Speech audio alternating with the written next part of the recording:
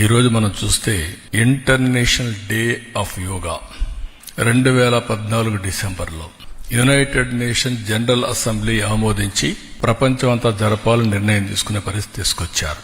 దాని ప్రాముఖ్యత చెప్పడం, అదే మరిగా ఆ ప్రాముఖ్యత వాళ్ళు గుర్తించే విధంగా చేయడం, దానిపైన ఇది ఒక ఇంటర్నేషనల్ ఈవెంట్ కింద ఒక రోజు ప్రత్యేకంగా కేటాయించి ఈ రోజు ఈ కార్యక్రమాన్ని చేసే పరిస్థితికి వచ్చారు. ప్రతి సంవత్సరం ఈ యోగా 7 నుంచి 8 గంటలు ఫిక్స్డ్ టైంలో ప్రపంచంలో అన్ని దేశాల్లో, భారతదేశంలో అన్ని ప్రాంతాల్లో జరుపుకునే కార్యక్రమం.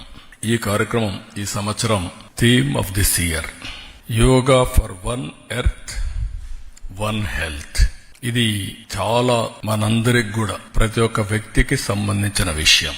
ఇది కూడా మనం చూస్తే ఏ కొద్ది మందికో, కొన్ని ప్రాంతాలకో, కొన్ని మతాలకో కాదు, హోలిస్టిక్ వెల్ బీయింగ్. ఒక మనిషి యొక్క జీవితంలో ఒక విధంగా చెప్పాలంటే ఒక మెరుగైన జీవన ప్రమాణాలకు నాంది, బెటర్ లివింగ్ కి పునాది ఈ యోగా అని చెప్పి కూడా నేను మీకు తెలియజేస్తున్నా.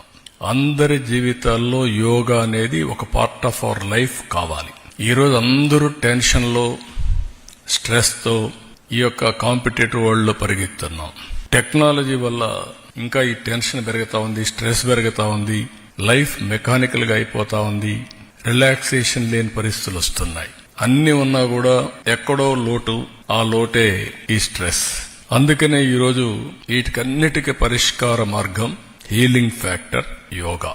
దీన్ని ఒక పెద్ద ఎత్తున చేయాలనే ఉద్దేశంతో ఒక రోజేదో సింబాలిక్ గా చేయడం, లేకుంటే ఫోటోల కోసం చేయడం, ఈవెంట్ కోసం చేయడం కాదు.